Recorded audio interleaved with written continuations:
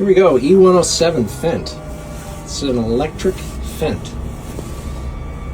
And you can hear the pump running. You can actually see the RPM of the electric motor, not the pump, the electric motor.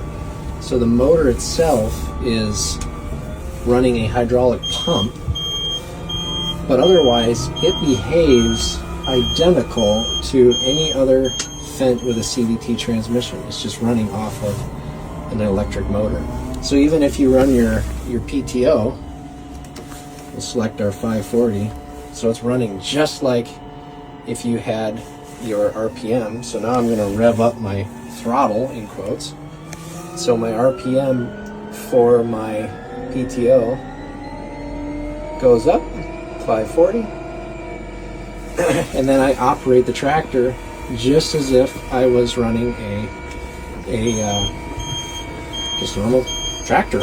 There's 1900 RPM, got the pump running, PTO's turning, everything's identical. You just have a battery life and a battery temp, air brakes, kilowatts, how much you're actually using, everything's the same.